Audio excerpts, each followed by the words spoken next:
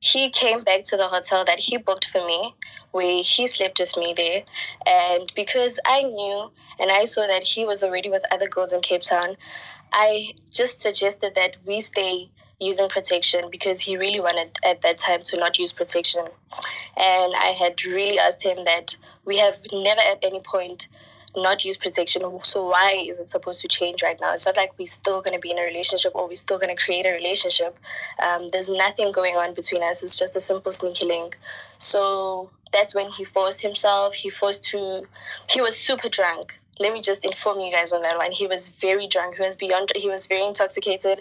And it seems like he was more into something else. Like he was just really crazy. Like drugs. So he forced himself on me. I just simply made it clear that I do not want to have sex with him without protection. And he forced himself on me. And he said he actually wants to have a child with me and he actually loves me and he actually wants to have a relationship with me. He feels like he's ready to commit. And I absolutely disagree. Judging on his lifestyle, I know he can't offer loyalty. I know he can't offer anything that a person in a relationship would expect, right? So, yeah, he just simply raped me. I don't really know how to express it.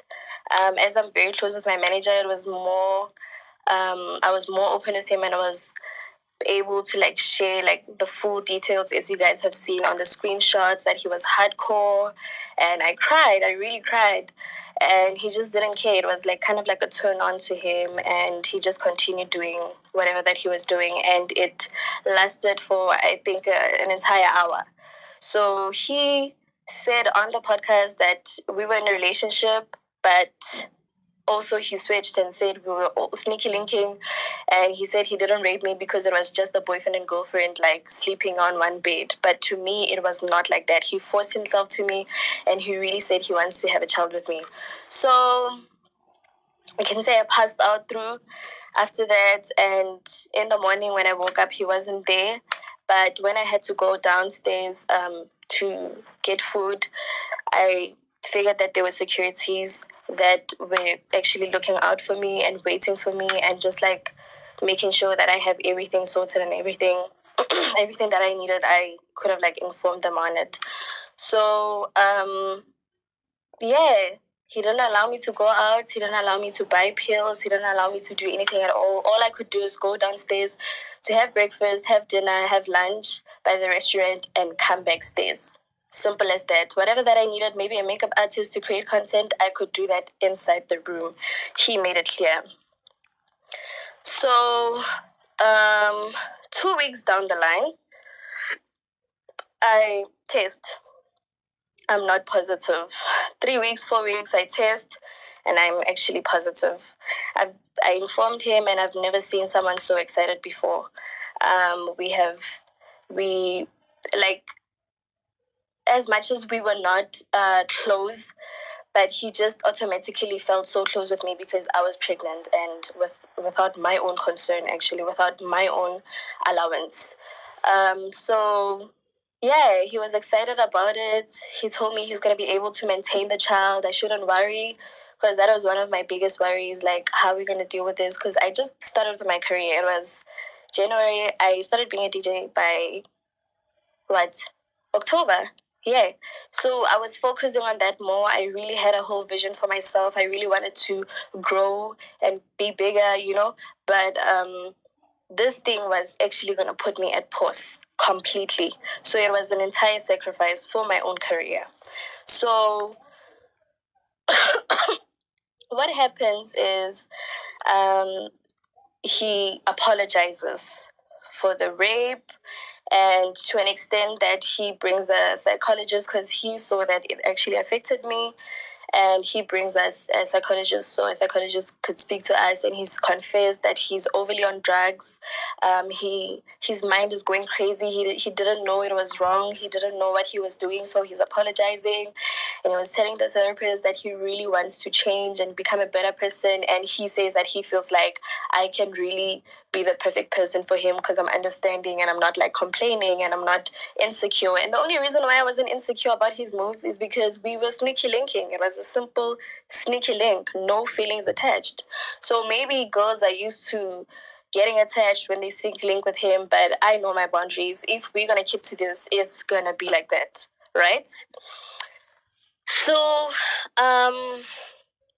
we then have an agreement that we're going to keep it a secret. I forgive him, just by the way, after the whole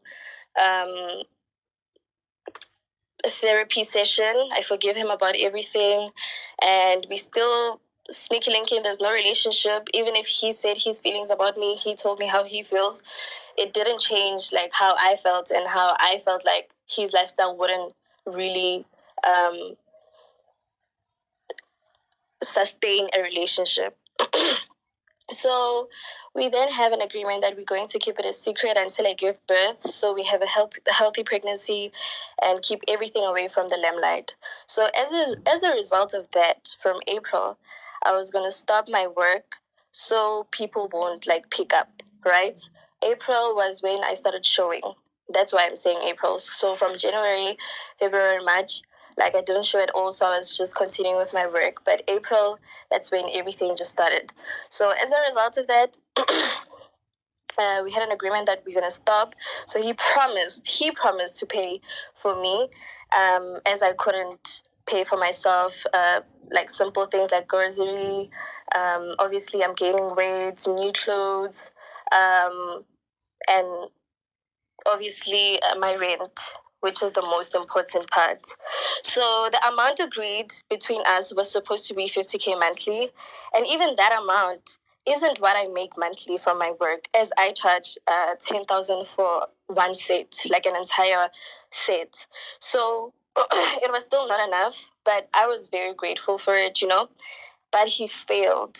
He failed, and he actually switched when it was about time and said he doesn't even give his current baby mama that amount. So mind you, my rent is not even a quarter of 50,000, and I also I help out at home. You know, I just do a lot of things. So what led me to the termination was when he came to my place and tried to kill himself with a gun. He seemed beyond depressed. Back to the first episode of him raping me. He seemed entirely depressed and even more stronger on a substance that I don't know, because he is on cocaine, but that one just seemed really crazy. And he just wanted to die. That's what he told me. He just couldn't really explain what was happening, but he told me he wanted to die.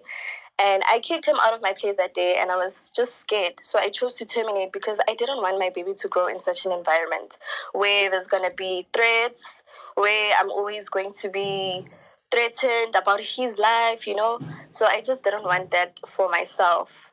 I felt like termination is bad, but it was for my own good. So, yeah, that's what happened actually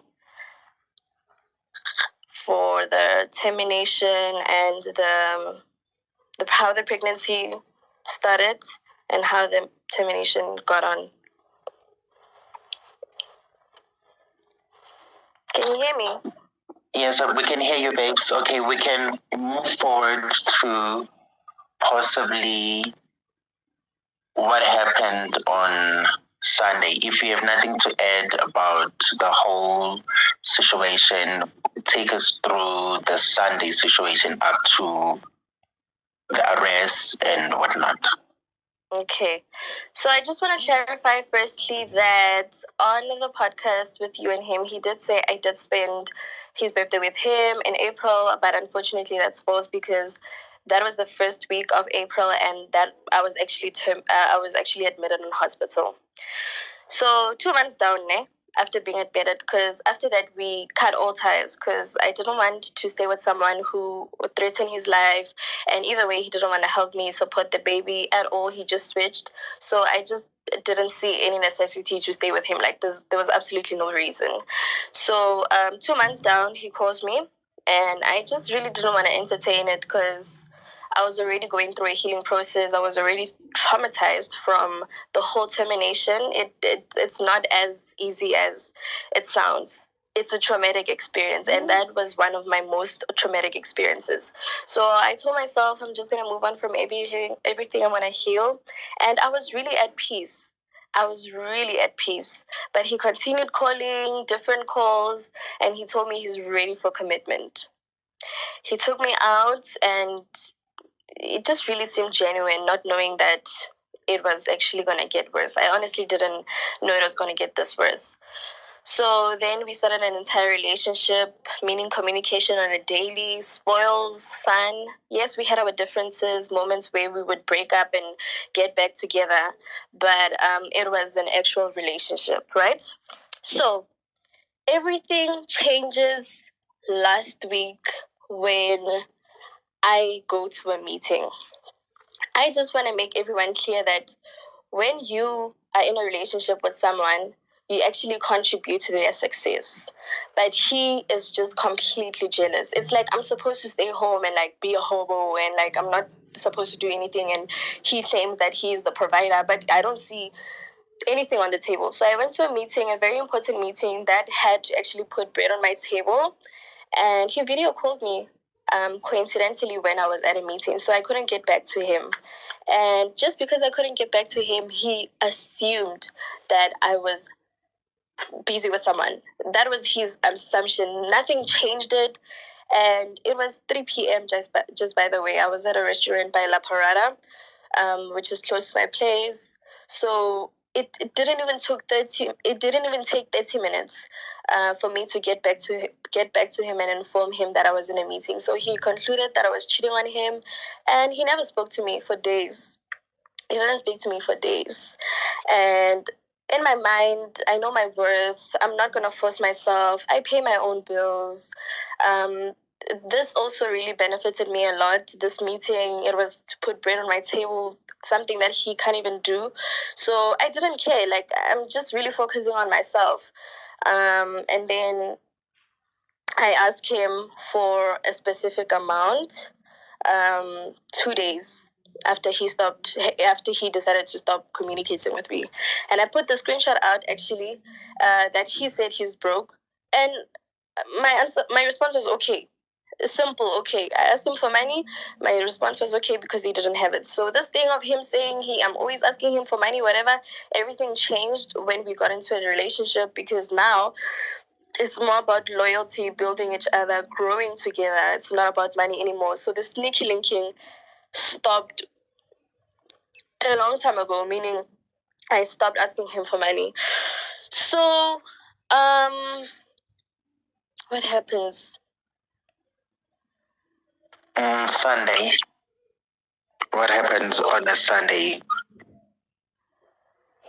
Oh, so remember he didn't talk to me because I was still in a meeting. Remember, he's still angry for the fact that I'm seeing someone, and he's convinced that I'm seeing someone.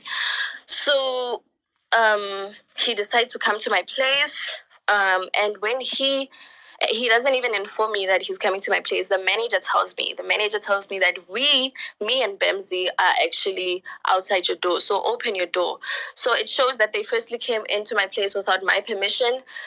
They got an access code. I don't know from who, because the apartments I live at actually they have security.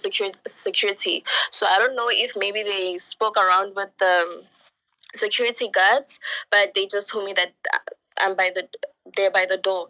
And that also shows how he always expects me to stay home, and he does all the work. Like, they don't even ask me if I'm busy. So I was unfortunately busy, and I was seeing someone else.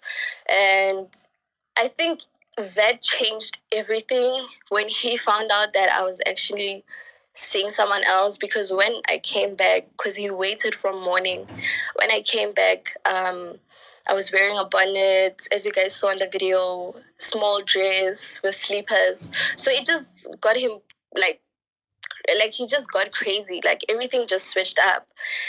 And that's when he started crying. We got inside. I found out the manager's not even there, as he claimed that he was there with Bemzi. And if I knew that Bemzi was there alone, just by the way, I wasn't going to come, because I also want to inform you guys that at some point, a month ago in Cape Town, we did have a physical fight, because he locked me in a room for. He didn't lock me, but he left me in a hotel for 2 days, just because I found out that he was cheating. And what I expected, as you know that already, like I know that we were sneaky linking, so I'm not expecting loyalty from him, but at least like explain like why um I find such chats between you and like certain people in the DMs. So he got so angry that I found out, and he left me for 2 days in the hotel with no charger. We were sharing the charger together. I was hungry. I didn't eat for 2 days, and that was our first physical fight. So this one wasn't our first physical fight. That's what I wanted to clarify. We had a physical fight before, when he came 2 days after, when he left me by the hotel, just by checkout time, and he just packed his bags and wanted to leave. So I just wanted to know, like, why did you leave me, like, um, at a place I don't know? And he said I was trying to push him down the 26th floor, I don't know, something like that. And I just want to inform you that since these things are happening, people are killing themselves by going to hotels and jumping down. They've actually made this thing where they put the windows, like they lock them at a specific distance, so you can only take out maybe a cigarette or something. You can't even throw a bottle outside the window. That's how secure the windows are. So that's also proof that he was just faking it. He was telling people that I was trying to kill him. So that's absolutely not true. So it happens that, fast forward to when he came to my place, he started crying and telling me I'm cheating on him. So I just made it clear that if a nigga is not gonna help me out when I need you, but when you need me, I'm gonna have to avail myself. We're really not dating. It's not a two-way string. It's one-sided. So yes, I am seeing someone else. So he just got too angry. It got him crazily angry that he started pushing me. He started pulling my bonnet and throwing it out, checking if I'm even wearing a panty, just to really confirm that I was seeing someone. And I made it clear that yes, I was seeing someone else that night. It was absolutely like that. I was losing feelings day by day, because how does someone not want to, like, make me succeed in life? It's like you want me to stay in one position and you have to just do what you need to do. So it didn't make sense to me. So I was losing feelings day by day, and I wasn't interested in him at that time. And he started taking me videos saying I'm manipulating him, and my silence on that video was just me being numb from everything, just everything. I didn't even have anything to say. I think if I was really guilty, I would have like tried to take his phone away or try to stand up for myself and say this. I was just numb. So I also want to say that was before the incident, because there was no blood on my body, on his body, and on the kitchen, as I have put the video out to be. So that was before the incident, when he took the video of me asking me why I'm manipulating him and all that stuff. So fast forward to, yeah, when he just made it clear that he's gonna kill me, and he's also gonna kill himself, because our relationship is not working out and he just wants to be with me.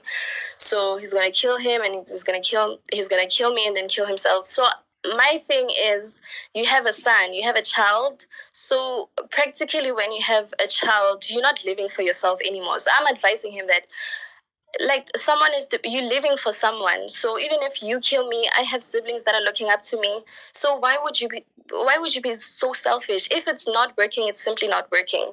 Like, simple, it's not working. And he was holding a knife, and he started poking me on my belly, and he was just throwing things around, throwing my chair around. He was just being too dramatic, and I just didn't want to entertain it. So what happened for him to get that scar on his head? He called his manager and he was suicidal. He told his manager that he's done with life, he's done. And his manager is actually the witness, but obviously, as he is the manager, he has to stand up for the guy regardless because he gives him the money, right? But he knows very well that he called him and he was suicidal. He told him he's done with this life. He can't believe I've heard him like that and all that stuff. And I took the vase that was close to me and I hit him on the head because I'm protecting myself. I'm scared. Like anything could happen to me. Even if he was unconscious, even if he died at that point, I still wouldn't regret it the way I'm not regretting it right now because I was standing up for myself. I was scared that I was going to die. Someone is threatening my life and he's threatening his life. So now that's when I got the biggest beating of my life. Like, yeah. You know what, that's when I actually experienced a lot. So the neighbor that he's talking about that is the witness. I'm actually happy that he spoke about it. The neighbor actually saw every single thing. He saw how he kept on screaming, how he kept on changing things, and how he kept on saying that I'm cheating on him and all that stuff. And he made it clear that if you are not going to provide for me, we are not in a relationship. You benefiting, I'm not. It's not a two-way string. So we are just not doing anything. So he started hitting me. He started hitting me to the core, on my head, on top of my head, on my waist. You know what? He scratched me so badly on my face and just made it clear that even if we don't fix things, no guy will ever like me or be within a relationship with me. And he started hitting me and he started hitting me on my arm. So the arm was injured by the glass that he broke on top of my head. So that's when the neighbor just kept on knocking and knocking and knocking and knocking. And he had my phones with, just by the way. So even on the recording where he was taking a video of me saying I'm a manipulator, he had both my phones on him. If you can check properly, none of my phones were there. And he had broken he broke the first one and jumped on top of it just to make sure it completely cracks, right? And he had the other one on his in his pocket. And yeah, man, he just, I don't know, it's, you know what, even if I can say, even if like we don't know much about his past drama and whatever, but you can already see that someone like that has been through such a situation because he already knows that the first thing you do when you're about to fight with a girl, you take her phones and then you're the one that does the recordings. Like it's like he plans these kind of stuff, right? So